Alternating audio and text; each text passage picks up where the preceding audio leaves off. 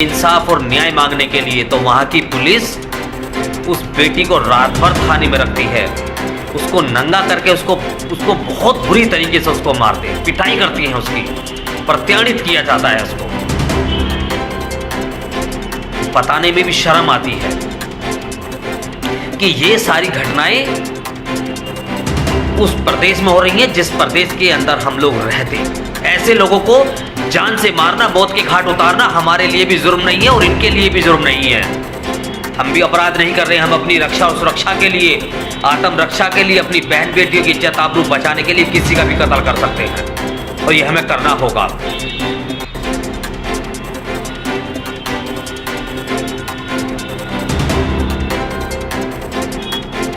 जी मनीष जी, बिल्कुल। योगी सरकार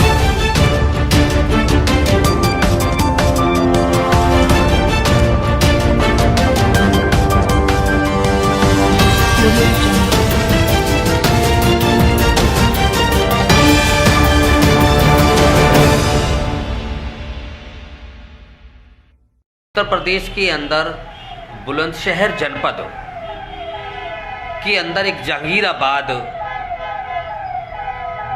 एक कस्बा लगता है।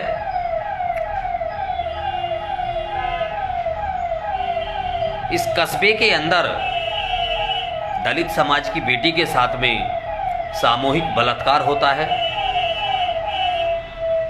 न्याय मांगने के लिए जब वो कानून के पास पहुंचते हैं, पुलिस के पास पहुंचते हैं, योगी सरकार के पास पहुंचते हैं, तो उन्हें न्याय नहीं मिलता। और साथियों, उस लड़की को उन अपराधियों ने अपने रास्ते से हटाने के लिए, सबूत खत्म करने के लिए जला करके मार दिया जाता है।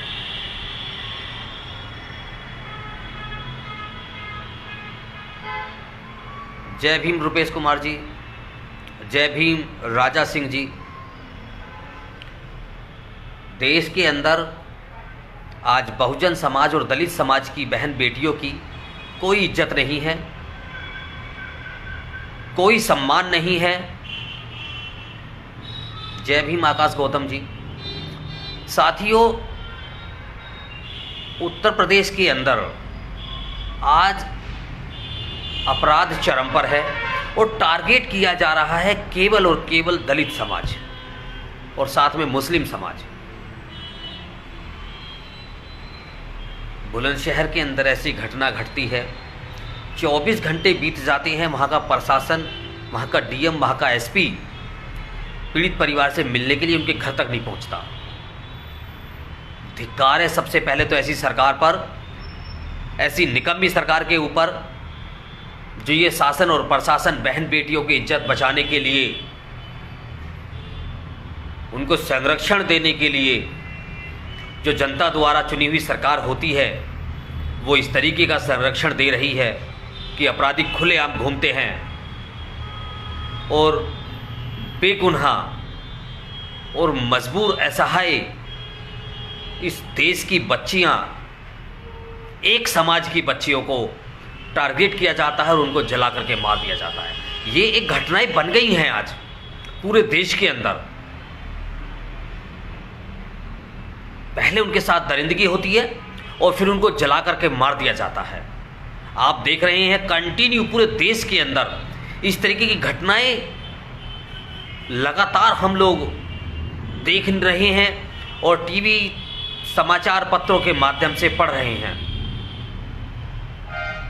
कहां से मिल रही है इन लोगों को ताकत? सत्ता का संरक्षण प्राप्त है ये लोग।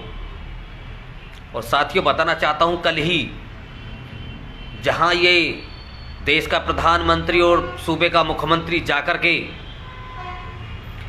राम के नाम से अयोध्या के अंदर एक बहुत बड़ी प्रतिमा लगाने के लिए वहां पर शिलान्यास करता है और मंदिर बनाने की बात करते हैं, उस अयोध्या के अंदर भी दलित समाज, बहुजन समाज शर्मसार हुआ है। एक बेटी के साथ बलात्कार होता है और जब उसके परिवार के लोग उसको लेकर के थाने पहुंचते हैं शिकायत दर्ज कराने के लिए, इंसाफ और न्याय मांगने के लिए, तो वहाँ की पुलिस उस बेटी को रात भर थाने में रखती है, उसको नंगा करके उसको बहुत बुरी तरीके से उसको मारते हैं, पिटाई करती हैं उसकी, प्रत्यानित किया जाता है उसको। बताने में भी शर्म आती है कि ये सारी घटनाएं उस प्रदेश में हो रही हैं जिस प्रदेश के अंदर हम लोग रहते हैं। कभी कभी तो शर्म आती है अपने ऊपर भी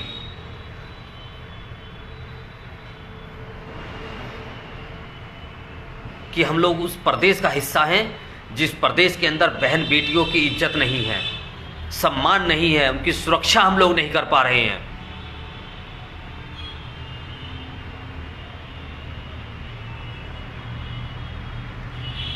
साथियों, आज जय भीम मनीष जी, आज हम लोगों को स्वयं हथियार हाथ में उठाने होंगे और अपनी परिवार की और अपने समाज की बहन बेटियों की रक्षा और सुरक्षा हमें स्वयं करनी है। हम लोग बाबा साहब के अनुयायी हैं। मैं हमेशा आप लोगों से एक विनम्र विनती करता आया हूं कि हम लोग संवैधानिक तरीके से चलें, लेकिन बराबर जब हमारे ऊपर अत्याचार हो रहा है, ये होली और दिवाली के दिन आप लोग देखते हैं, दशहरे के दिन ये हथियारों की पूजा करते हैं और वो देख भी रहे हैं हम लोग, हमारे ऊपर अत्याचार होता है, हमारी बहन बेटियों को मारा जाता है, काटा जाता है, उनकी इज्जत आबरू लूटी जाती है, जो हजारों वर्षों से होता चला आ रहा है। ये तो अब समय है कि हमें भी उसी लहजे में इन लोगों को जवाब देना है। कोई कोर्ट नहीं, कोई कचहरी नहीं, ऑन द स्पॉट कत्ल कर दीजिएगा। ऐसे लोगों को जान से मारना, मौत के घाट उतारना हमारे लिए भी जुर्म नहीं है और इनके लिए भी जुर्म नहीं है।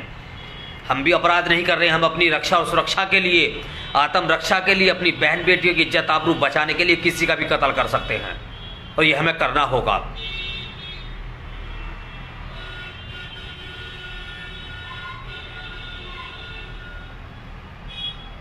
जी मनीष जी, बिल्कुल, योगी सरकार मुर्दाबाद। मैं हमेशा बोलता आया हूं, योगी आदित्यनाथ सरकार चलाने में असफल है। पुलिस के अंदर कोई खौफ नहीं है इस मुख्यमंत्री का। ऐसे व्यक्ति को इस्तीफा दे देना चाहिए। सोई हुई हैं राजनीतिक पार्टियां, बहुजन समाज का नेतृत्व करने वाली पार्टियां सोई हुई हैं, कोई आवाज नहीं उठा रहा, कोई नेता नहीं पहुंचता, कोई जिलाध्यक्ष, कोई प्रभारी नहीं पहुंचता। पीड़ित परिवार के पास में मदद या उसको न्याय दिलाने के लिए कोई आवाज नहीं उठा रहा। धिक्कार है ऐसी पार्टियों पर।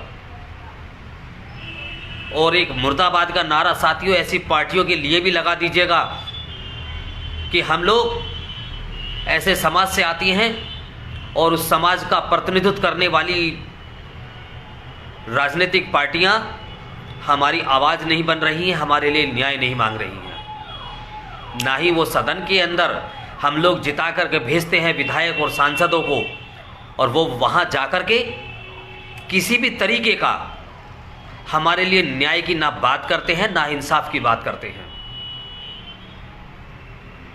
क्यों नहीं वो सदन को अंदर से घेरते? क्यों नहीं वो सदन के अंदर आवाज़ उठाते?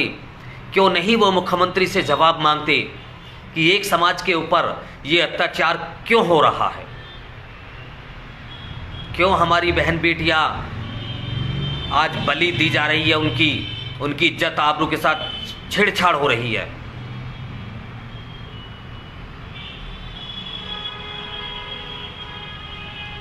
तमाम बहुजन समाज के चैनल, ख़ासतौर से मैं बात करूंगा जितने भी हमारे चैनल हैं, यूट्यूब के चैनल हैं, सोशल मीडिया के चैनल हैं, उन्हीं सभी चैनल वालों से, उनके संपादकों से मैं निवेदन करूंगा, अपील करूंगा हाथ जोड़ करके कि आप लोग ऐसे परिवारों की आवाज़ बने, उनके लिए आवाज़ उठाएं, इस सरकार से इंसाफ की बात करें, उनको न्याय दिलाने के लिए आगे आएं।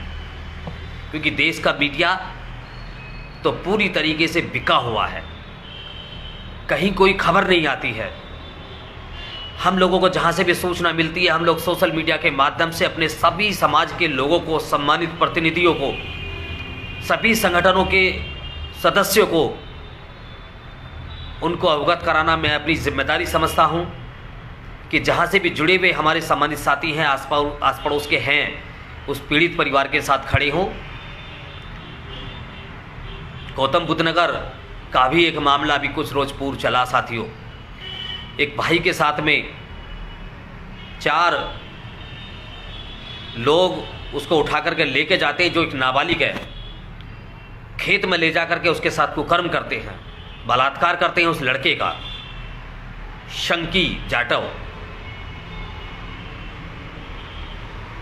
और बलात्कार करने के बाद, उसके साथ कुकर्म करने के बाद उसको बहुत ज़्यादा मारा जाता है। लाठी डंडों से उसको मारते हैं, पीटते हैं, उसके मुंह के अंदर कपड़ा ठूंस देते हैं जिससे कि वो चिल्लाए ना। और फिर हद तब हो जाती है साथियों जब उस लड़के को वो चारों लोग पेशाब कर करके उसको पिलाने का काम करते हैं। इंसानियत शर्मसार हो जाती है कि हम ऐसे प्रदेश के अंदर रह रहे हैं, ऐसे प्रदेश के मुखिया के साथ हम लोग उसकी नेतृत्व में हम लोग यहाँ पर रह रहे हैं।